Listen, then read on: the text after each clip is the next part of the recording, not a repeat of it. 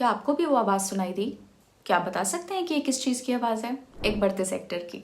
मैं बात कर रही हूँ इंडिया के रिटेल सेक्टर की। इंडिया का रिटेल सेक्टर दुनिया में फास्टेस्ट ग्रोइंग रिटेल इंडस्ट्रीज में से एक है। केर्नी रिसर्च के मुताबिक 2019 में इंडियन रिटेल सेक्टर की वैल्यू $779 बिलियन थी और 2023 तक ये वैल्यू $1.8 ट्रिलियन हो सकती है। रिटेल सेक्टर इंडिया के इकोनॉमी का तीसरा सबसे बड़ा सेक्टर है। यही नहीं, इंडिया की जीडीपी यानी कि ग्रॉस डोमेस्टिक प्रोडक्ट में रिटेल सेक्टर 12% कंट्रीब्यूट करता है 2022-23 तक। बाकी देशों की रिटेल स्पेस से कंपेयर करें तो इंडिया 5th पोजीशन पर आता है। मुझे पता है मैंने काफी सारे आंकड़े आपके सामने रख दिए हैं। इससे एक चीज तो क्लियर है, इंडियन रिटेल सेक्टर बहुत तेजी से बढ़ रहा है। लेकिन इसमें टॉप प्लेयर्स कौन हैं, उनके बिजनेस मॉडल्स क्या हैं, अगर ये सेक्टर एनालाइज करना है तो कैसे करें? मुझे पता है कि ऐसे बहुत से सवालों का आप जवाब चाहते हैं। डोंट वरी, आपने इस वीडियो पे क्लिक किया है तो मिल जाएंगे ये टॉपिक्स जो आज आप स्क्रीन पे देख रहे हैं। आज हम इन सब पे डिस्कशन करेंगे ताकि आप इंडियन रिटेल सेक्टर के बारे में अच्छे से जान सकें। Why is the retail market rapidly growing in India? Retailing formats in India. How to analyze retail sector companies. Top retail players in India. Current trend in the retail sector. The future of the Indian retail sector. चलो शुरू करते हैं।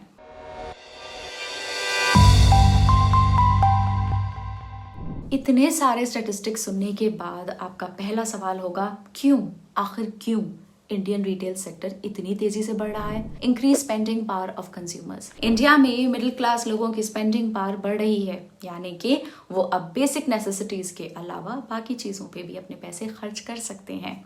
Good news, और करना भी चाहते हैं। इन 2021 India में $1.5 ट्रिलियन की कंज्यूमर स्पेंडिंग हुई। 2023 तक ये आंकड़ा 6 ट्रिलियन तक पहुंच सकता है और इस ग्रोथ का कारण होगा Indian middle class, rising economic conditions of tier 2 and tier 3 cities. पहले इंडिया में डेवलप्ड और मेट्रो सिटीज में ही लोग ज्यादा स्पेंडिंग करते थे, लेकिन पिछले कुछ सालों में टियर 2 और टियर 3 सिटीज में रहने वाले लोगों के इकोनॉमिक कंडीशंस में काफी सुधार आया है। CMR की स्टडी के मुताबिक Tier 2 households spend 16% of their income in the first half of 2023. एक और स्टडी ये बताती है कि Tier 3 cities का e-commerce market share 34.2% in 2021 से 41.5% in 2022 बढ़ गया। यही नहीं, Tier 2 cities का e-commerce market share भी 19.4% से 21.4% तक बढ़ गया। इन शहरों में लोगों की डिस्पोजेबल इनकम बढ़ रही है, जिसका मतलब वो और खर्चा कर पा रहे हैं। Second largest internet market, 800 million internet users के साथ इंडिया वर्ल्ड का दूसरा सबसे बड़ा इंटरनेट मार्केट है। टेलीकॉम इंडस्ट्री के बढ़ते कंपटीशन के साथ इंटरनेट और डेटा काफी सस्ता और एक्सेसिबल हो गया। छोटे शहरों के घर में भी इंटरनेट का भरपूर इस्तेमाल होने लग गया। अब लोग घर बैठे बैठे ही उनकी सारी शॉपिंग कर लेते हैं। इंटरनेट के साथ स्मार्टफोन्स भी काफी अफोर्डेबल और एक्सेसिबल हो गए हैं। इसलिए in the last few years e retailing बहुत पॉपुलर हो गया है और आगे भी होता रहेगा। इतना पॉपुलर कि 2024 तक इंडियन रिटेल इंडस्ट्री में ई रिटेलिंग का 10.7% शेयर होगा। Easy and cashless modes of payment. Internet की एक्सेसिबिलिटी की वजह से काफी सारे डिजिटल पेमेंट ऑप्शंस भी अब अवेलेबल हैं। गूगल पे, पेटीएम और फोन पे की वजह से ऑनलाइन शॉपिंग करना काफी इजी हो गया है। ये तो आप जानते ही होंगे, आप भी करते होंगे। इसके अलावा यूपीआई के आने से सारे बैंक इंटरफेसेस एक ही ऐप से कनेक्ट हो गए हैं, तो कोई भी प्लेटफॉर्म्स पर शॉपिंग करते वक्त पेमेंट्स में कोई प्रॉब्लम नहीं होती। इन सितंबर 2023 10.56 बिलियन यूपीआई ट्रांजैक्शंस रिकॉर्ड हुए, जिसकी वैल्यू 15.8 ट्रिलियन रुपीस थी। ओवरऑल इन सब चीजों की वजह से इंडिया का रिटेल सेक्टर काफी आगे बढ़ रहा है और उसमें मेरा भी काफी योगदान है। तो आगे बढ़ने से पहले आपके लिए सवाल है, इन सब के अलावा और कौन से फैक्टर्स इंडियन रिटेल सेक्टर की ग्रोथ में अपना योगदान कर रहे हैं? जवाब आप कमेंट्स में लिख सकते हैं। कोई भी सेक्टर अगर ग्रो होती है तो सीधी सी बात है कि उस सेक्टर की कंपनीज भी ग्रो होंगी, लेकिन वो कंपनीज के बारे में जानने से पहले ये देखना जरूरी है कि इस सेक्टर में किस तरह के बिजनेस मॉडल्स होते हैं। अभी हम बात करेंगे रिटेलिंग फॉर्मेट्स यानी कि बिजनेस मॉडल्स की। किसी भी कंपनी में इन्वेस्ट करने से पहले उसके बारे में जानना जरूरी होता है। हम बहुत से पैरामीटर्स डिस्कस करेंगे कुछ देर में, लेकिन अभी हमारी बारी है बिजनेस मॉडल्स को जानने की। किसी भी कंपनी का बिजनेस मॉडल आपको ये बताएगा कि वो कंपनी बड़ी है, उसका रेवेन्यू कैसे आता है और उसकी ग्रोथ का पोटेंशियल क्या है। इंडियन रिटेल सेक्टर में 5 मेन बिजनेस मॉडल्स हैं जिनकी आज हम बात करेंगे। Mono branded retail shop, as the name suggest, इस टाइप के स्टोर में आपको सिर्फ एक ही कंपनी के प्रोडक्ट्स मिलेंगे। For example, Zara companies usually mono branded stores तभी खोलते हैं जब उनका बिजनेस अच्छा चल रहा होता है। ऐसा क्यों? अगर आप एक मोनो ब्रांडेड रिटेल स्टोर शुरू करते हैं तो आपको उस प्रोडक्ट को बनाने और डिस्ट्रीब्यूट करने का खर्चा खुद उठाना पड़ेगा, जैसे store rent, electricity, staffing, maintenance, advertising and much more. तो कोई भी कंपनी के मोनो ब्रांडेड स्टोर खोलने के कारण सिर्फ 3 हैं। उस कंपनी की उस रीजन में काफ़ी अच्छी डिमांड है, कंपनीज को उनके कस्टमर्स की वांट की समझ है और कंपनीज को उनके प्रोडक्ट्स को अच्छी तरीके से डिस्ट्रीब्यूट करना आता है। इसलिए उन्हें एक third party multi branded store के साथ अपने प्रॉफिट्स नहीं बांटने हैं। अगर वो मोनो ब्रांडेड स्टोर चलता है, इसका मतलब है कि उस स्टोर का ओवरऑल बिजनेस काफी अच्छा चल रहा है। मल्टी ब्रांडेड रिटेल शॉप, इस टाइप का बिजनेस मॉडल का सबसे अच्छा एग्जाम्पल है लाइफस्टाइल। अलग अलग कंपनीज अपने प्रोडक्ट्स एक मल्टी ब्रांडेड रिटेल स्टोर में रखती हैं जहां से कंज्यूमर्स उन प्रोडक्ट्स को खरीदते हैं। इस बिजनेस मॉडल से कंपनीज को सिर्फ अपने प्रोडक्ट्स बनाने का और उन्हें मल्टी ब्रांडेड शॉप में डिस्प्ले करने का खर्चा उठाना पड़ेगा। बाकी डिस्ट्रीब्यूशन से रिलेटेड खर्चा जैसे कि store rent, staffing, electricity etcetera के खर्चे नहीं उठाने पड़ेंगे। लाइफस्टाइल और वेस्ट साइड इस बिजनेस मॉडल के पॉपुलर एग्जाम्पल्स हैं। इस बिजनेस मॉडल में कंपनीज को ये समझना जरूरी है कि कौन से रीजन्स में उनके प्रोडक्ट्स की ज्यादा डिमांड होगी और कौन से रीजन में डिस्ट्रीब्यूशन इजी होगा। ई रिटेलर्स का मतलब है ऑनलाइन शॉपिंग कंपनीज जैसे कि Amazon, फ्लिपकार्ट, मिंत्रा, ये कुछ ई रिटेल कंपनीज हैं। इन प्लेटफॉर्म्स पे अलग अलग रिटेल कंपनीज उनके प्रोडक्ट्स बेचते हैं, लेकिन कुछ brands mono branded online retail store भी शुरू करते हैं। एक सिंपल एग्जांपल है बोट। उस कंपनी के प्रोडक्ट्स आपको Amazon जैसी वेबसाइट पर भी मिलेंगे, लेकिन अगर आप बोट की ऑफिशियल वेबसाइट से प्रोडक्ट खरीदेंगे तो कुछ डिस्काउंट्स, ऑफर्स मिलेंगे जो आपको Amazon, फ्लिपकार्ट पर नहीं मिले। दिस इज प्राइमरली बिकॉज उनके पास लॉयल कस्टमर्स हैं जो उनके ही प्लेटफॉर्म से उनके प्रोडक्ट्स खरीदेंगे और उन्हें Amazon जैसे सर्विसेज को कमीशन नहीं भरना पड़ेगा। बॉम्बे ट्रूपर एक और ऐसी कंपनी है जो ट्रैवल और लाइफस्टाइल बेस्ड ब्रांड है। वो बैकपैक्स, लैपटॉप बैग्स, क्लोथिंग जैसे प्रोडक्ट्स अपनी वेबसाइट पर बेचते हैं। कन्वर्जेंस रिटेल आउटलेट्स वो हैं जिनके पास ऑनलाइन प्रेजेंस और ऑफलाइन प्रेजेंस दोनों होती हैं। फॉर एग्जाम्पल, इंडिया में द सोल स्टोर एक ऑनलाइन एपरल ब्रांड है जिसका एक फिजिकल रिटेल आउटलेट भी है। तो आप उस कंपनी के प्रोडक्ट्स ऑनलाइन या ऑफलाइन खरीद सकते हैं। फैशन और लाइफस्टाइल में देखा जाए तो बेवकूफ़ भी एक ऐसी कंपनी है जिसकी पहले सिर्फ वेबसाइट हुआ करती थी, लेकिन उन्होंने फिर काफ़ी सारे फिजिकल रिटेल स्टोर्स खोले। ऑमनी चैनल रिटेलिंग के जरिए एक कंपनी अपने प्रोडक्ट्स सारे सेल्स चैनल्स के थ्रू बेचती है। इसका मतलब है कि कस्टमर्स उस कंपनी के प्रोडक्ट्स कहीं से भी खरीद सकते हैं, चाहे वो मोनो ब्रांडेड स्टोर हो, ऑनलाइन वेबसाइट हो या मल्टी ब्रांडेड स्टोर हो। रिलायंस रिटेल एक ऑमनी चैनल कंपनी है जो ऑलमोस्ट हर चैनल को एफिशिएंटली यूटिलाइज करती है। एक और ऐसी कंपनी है Aditya Birla fashion and retail. एक छोटा सा टेस्ट हो जाए, फिक्र मत कीजिए, कोई भी सवाल आउट ऑफ सिलेबस नहीं आएगा।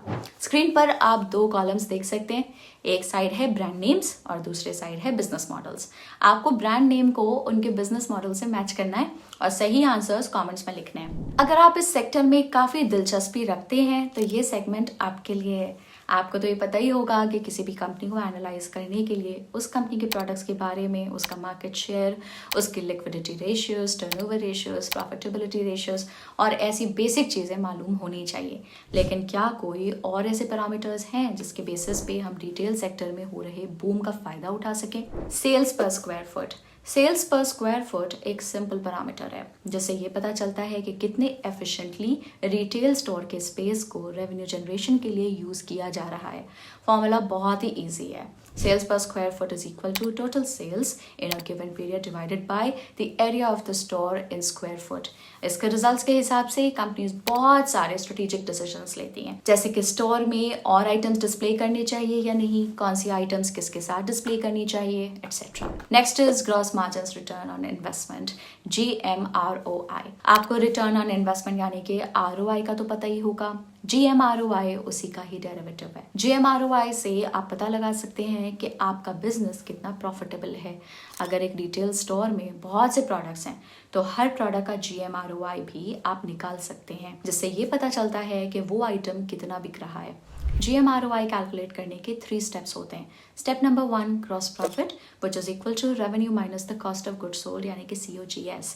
यहाँ आप कंपनी के टोटल रेवेन्यू में से प्रोडक्ट बनाने और डिस्ट्रीब्यूट करने के कॉस्ट को हटा रहे हो ताकि ग्रॉस प्रॉफिट आप जान सको। Second step is average inventory cost for a year. To calculate the same we need to take total inventory value at the beginning and at the end of the year and divide the sum by 2। कोई भी company को अपना annual inventory cost इसलिए पता करना चाहिए ताकि वो ये पता लगा सकें कि उनका स्टॉक कितना जल्दी बिकता है, उन्हें कितनी इन्वेंट्री स्टॉक करके रखनी चाहिए, उनका बिजनेस सीजनल है या नहीं, एटसेट्रा। इस वैल्यू से कंपनीज अच्छी बिजनेस स्ट्रैटेजीज बना सकती हैं। Step number 3 gross margin return on investment यानी कि GMROI को अब हम कैलकुलेट करेंगे which is equal to gross profit divided by the average inventory cost. GMROI कभी भी 1 से ऊपर होना चाहिए। इसका मतलब ये होता है कि बिजनेस प्रॉफिटेबल है। GMROI का सिग्निफिकेंस बहुत ही सिंपल है। कोई भी कंपनी अगर ₹1 इन्वेस्ट करती है तो रिटर्न में उस कंपनी को कितना मिलता है। GMROI यही नंबर आपको बताता है। Next is average transaction value यानी कि ATV। एवरेज ट्रांजैक्शन वैल्यू आपको ये बताता है कि कोई भी कस्टमर ऑन एन एवरेज एक बार में कितने रुपयों की खरीदारी करता है। इसका फॉर्मूला भी काफी सिंपल है। This is equal to total revenue in a period divided by total number of transactions in the same period. Next is customer retention rate. Customer retention rate indicate करती है कि एक कंपनी के साथ कितने कस्टमर्स रहे in a given period. Customer retention rate is equal to E minus N divided by S whole multiplied by 100. यहाँ E is the number of customers at the end of the period, N is the number of customers acquired during the period, S is the number of customers at the start of the period. इस ratio से आप brand loyalty का पता लगा सकते हो। इस number के बेसिस पे कंपनी स्ट्रैटेजीज बनाती हैं ताकि वो लंबी रेस के घोड़े बन सकें। Next is conversion rate. अगर एक रिटेल स्टोर में कुछ लोग आते हैं, चाहे वो ऑनलाइन स्टोर हो या ऑफलाइन, तो उसमें से कितने लोग प्रोडक्ट्स परचेज करते हैं, इस रेशियो को हम कन्वर्जन रेट कहते हैं। This is equal to number of customers that is people who purchase the product divided by the number of people who visited the store into 100। Foot traffic and digital traffic. कितने लोग company के physical store में आए, यही number होता है foot traffic. कितने लोग कंपनी की ऑनलाइन शॉपिंग वेबसाइट पर आए, यही नंबर होता है digital traffic. Next is inventory turnover. Inventory turnover ratio से ये पता चलता है कि आप कितना एफिशिएंटली अपनी इन्वेंट्री मैनेज करते हो। The formula is cost of goods sold in a period divided by average balance inventory in a period। अगर किसी कंपनी का इन्वेंट्री टर्नओवर कम है तो उसका मतलब ये है या तो वो कंपनी ज़रूरत से ज़्यादा आइटम स्टॉक में रख रही है या फिर उस कंपनी के ठीक सेल्स नहीं हो रहे। अगर ये रेशियो ज़्यादा होता है उसका मतलब ये है कि कंपनी के सेल्स ठीक चल रहे हैं और स्टॉक भी ऑप्टिमम है। ये कुछ रेशियोज हैं जो आपको ध्यान में रखने चाहिए while assessing a companies business and finances. अब तक आपको रिटेल सेक्टर के बारे में काफ़ी सारी चीज़ें समझ में आ गई होंगी, तो चलिए उन चीज़ों के साथ एग्जाम्पल्स और एप्लीकेशंस देख लेते हैं। इस सेक्शन में हम इंडिया के टॉप 10 कंपनीज के बारे में बात करेंगे। इन 10 कंपनीज के मार्केट कैपिटलाइजेशन BSE यानी कि बॉम्बे स्टॉक एक्सचेंज लिस्टिंग में सबसे ऊपर आती हैं। क्या कहते हो, करें शुरुआत? चलो, इतना इंसिस्ट कर रहे हो तो कर लेते हैं। एवेन्यू सुपरमार्ट, जिसे आप डी मार्ट के नाम से जानते होंगे, इंडिया की सबसे बड़ी retailing company in terms of market cap. इस कंपनी के सेल्स और इन्वेंट्री टर्नओवर भी सबसे हाईएस्ट है, लेकिन इसकी सेल्स और return growth over the last 5 years कुछ कंपनी से कम है। Next is Trent. अगर आप इसके पिछले 5 सालों के सेल्स और रिटर्न परसेंटेज देखोगे तो आप एक इंटरेस्टिंग चीज नोटिस करोगे। ट्रेंट की sales growth over the last 5 years है 30.7% और इस दौरान इसके रिटर्न ग्रोथ है 44.5%। यही नहीं, ट्रेंट के रिटर्न्स ओवर 1 ईयर 46%। ये तीनों नंबर्स एवेन्यू सुपरमार्ट्स यानी कि डी मार्ट से काफी ज्यादा है। Next is Vedant fashions.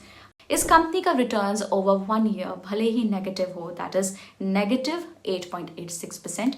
इसके sales growth over the last 5 years positive है 12.3% पे। इस कंपनी के ऑलमोस्ट हर रेशियो एवेन्यू सुपरमार्ट्स और ट्रेंड से कम है। Aditya Birla fashion and retail.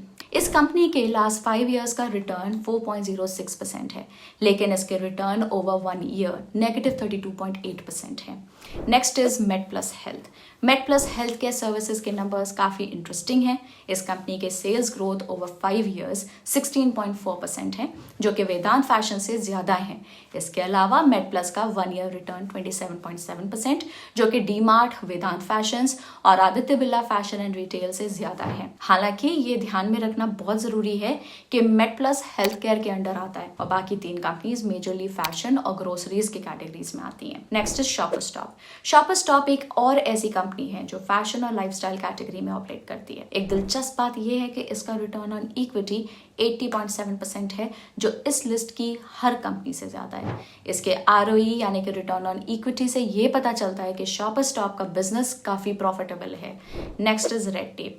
Red tape majorly एक शू कंपनी है जो रिसेंटली अगस्त में पब्लिक हो गई थी। इस कंपनी की सेल्स और रिटर्न नंबर्स इसके 1 साल पूरा होने पर ही पता चलेंगे, लेकिन अभी के लिए आप ये ध्यान रख सकते हो कि रेड टेप का ROE 35% है, जो वेदांत फैशन, ट्रेंड या Aditya Birla fashion and retail से काफी ज्यादा है। Next is electronic smart India.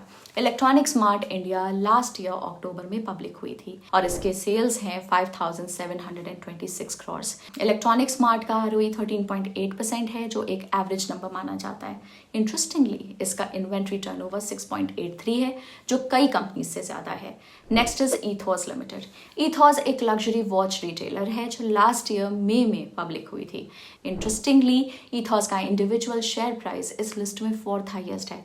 इस कंपनी का 1 ईयर रिटर्न 77% है और इसके sales growth over the last 5 year 17.23% है। Next is V mart retail. इस लिस्ट की आखिरी कंपनी है V mart retail. V mart का sales growth over the last 5 years positive में है, लेकिन इसके 1 ईयर और 5 ईयर रिटर्न्स नेगेटिव में है। इस कंपनी का ROE भी नेगेटिव है। तो ये थे इंडिया के top 10 retail players based on their market share. ये लिस्ट सिर्फ एजुकेशनल पर्पसेस के लिए है और हम कोई बाय या सेल रिकमेंडेशंस नहीं दे रहे हैं। अगर आपको कोई भी इन्वेस्टमेंट करना हो तो अपनी रिसर्च खुद करिए और समझदारी से पैसे लगाइए। Retail formats, analysis, top players, ये सब आप समझ गए हैं। एक कंपनी के बारे में कैसे जांच करते हैं ये आपने सीख लिया, लेकिन एक चीज अभी भी बाकी है, ट्रेंड्स। That's right. कोई भी सेक्टर में काफ़ी ट्रेंड्स होते हैं और वक्त के साथ साथ ये ट्रेंड्स भी बदलते रहते हैं। ट्रेंड से आप ये पता लगा सकते हो कि सेक्टर किस डायरेक्शन की तरफ बढ़ रहा है और कौन सी कंपनीज कैसे ग्रो कर सकती हैं। इंटरनेट और टेक्नोलॉजीज के आ जाने से लोगों की स्पेंडिंग पावर बढ़ने से काफ़ी सारे नए ट्रेंड्स बन रहे हैं। First is instant grocery. Delivery apps such as Zepto, Instamart, Blinkit, Swiggy Minis जैसे एप्स काफ़ी पॉपुलर हो रहे हैं। इनफैक्ट ये एप्स डी मार्ट जैसी कंपनीज को कंपटीशन दे रहे हैं। सेकंड, बहुत सारी कंपनीज डायरेक्ट टू कंज्यूमर यानी कि D2C मॉडल अपना रही हैं। इसकी एक वजह है कि उनको अपने कस्टमर से डायरेक्ट और स्ट्रॉन्ग कनेक्शन बनाना है ताकि ब्रांड लॉयल्टी बनी रहे। दूसरी वजह यह है कि इससे काफ़ी सारे मिडलमैन और इंटरमीडियरीज की ज़रूरत ख़त्म हो जाती है और कंपनीज को उनके प्रॉफिट्स बांटने नहीं पड़ते। थर्ड इज टेक्नोलॉजी का इस्तेमाल छोटे से छोटे रिटेलर्स भी करने लग गए हैं। फॉर इंस्टेंस लास्ट 3 सालों में करीबन 13 मिलियन किराना स्टोर्स ने अपने बिजनेस में डिजिटलाइजेशन का इस्तेमाल किया है। नेक्स्ट इज ऑनलाइन शॉपिंग काफ़ी ज़्यादा पॉपुलर हो रही है। इनफैक्ट आने वाले सालों में ई रिटेलिंग काफ़ी पॉपुलर होने वाला है and will likely account for 10.7% of the retail sector bye 2024। Almost सारे ब्रांड्स ऑमनी चैनल मॉडल्स की तरफ शिफ्ट हो रहे हैं ताकि वो कस्टमर्स को हर जगह टारगेट कर सकें और कस्टमर्स हर चैनल से उनके प्रोडक्ट्स खरीद सकें। फॉर एग्जाम्पल, बोट इस ट्रेंड की तरफ काफ़ी तेज़ी से बढ़ रहा है। अगर एक कस्टमर बोट का प्रोडक्ट ऑनलाइन खरीदता है तो वहाँ से उसकी कस्टमर जर्नी फिजिकल स्टोर या सोशल मीडिया पर भी कंटिन्यू हो सकती है। लेट्स से अगर वो प्रोडक्ट को रिटर्न एक्सचेंज करना हो तो वो कस्टमर एक फिजिकल स्टोर में भी ये जाके कर सकता है। जाने से पहले मैं एक आखिरी सवाल का जवाब देकर जाऊंगी, where is India's retail sector headed? जिस हिसाब से ट्रेंड्स डेवलप हो रहे हैं, इंडिया का रिटेल सेक्टर एक हाइब्रिड मॉडल फॉलो कर सकता है जिसमें टेक्नोलॉजी का सबसे इम्पॉर्टेंट रोल होगा। जैसे जैसे AI और ऑनलाइन प्लेटफॉर्म्स डेवलप हो रहे हैं वैसे वैसे यूजर्स को हर चीज़ में पर्सनलाइजेशन चाहिए। इसके अलावा जिस तरह से कंपटीशन बढ़ रहा है उसको देख के लगता है कि इंडिया कंज्यूमर्स को काफ़ी सारे ऑप्शंस मिलने वाले हैं, फिर चाहे वो प्रोडक्ट्स हो या प्लेटफॉर्म्स जहाँ से वो उन प्रोडक्ट्स को देखकर खरीदते हैं। इसका एक सिंपल एग्जाम्पल है ONDC यानी कि open network for digital commerce. ONDC एक प्रोटोकॉल है जिससे बहुत सारे ई रिटेलर्स एक प्लेटफॉर्म पर आ जाते हैं। ONDC को ई कॉमर्स या ऑनलाइन शॉपिंग का UPI समझ लीजिए। जैसे UPI से आप कोई भी मोड से पेमेंट कर सकते हैं, वैसे ONDC से आप कोई भी रिटेलर से अपने प्रोडक्ट्स खरीद सकते हैं। इंडियन रिटेल सेक्टर का फ्यूचर काफ़ी पॉजिटिव नज़र आ रहा है, क्योंकि आने वाले सालों में कंपनीज ONDC जैसे टेक्नोलॉजीज का इस्तेमाल करके कंज्यूमर्स के लिए शॉपिंग काफ़ी आसान बना देंगी। फिजिकल स्टोर्स और ऑनलाइन प्लेटफॉर्म्स इंटीग्रेट हो जाएंगे और कस्टमर्स को उनकी शॉपिंग जर्नी में कम से कम दिक्कत होगी। इन सब कारणों की वजह से इंडिया का रिटेल सेक्टर काफ़ी तरक्की करने वाला है। तो ये हो गई बात इंडिया के रिटेल सेक्टर की। अगर आपको ये वीडियो वैल्यूएबल यूजफुल लगी हो तो इसको लाइक और शेयर कीजिएगा। अगर आपको इस टॉपिक पे रिलेटेड कोई भी सवाल पूछना हो तो उन्हें कमेंट्स में हमें पूछिए। ऐसी ही और बहुत सारी चीज़ों के बारे में हम बात करते रहेंगे, तो सब्सक्राइब करना मत भूलिएगा। Bye bye.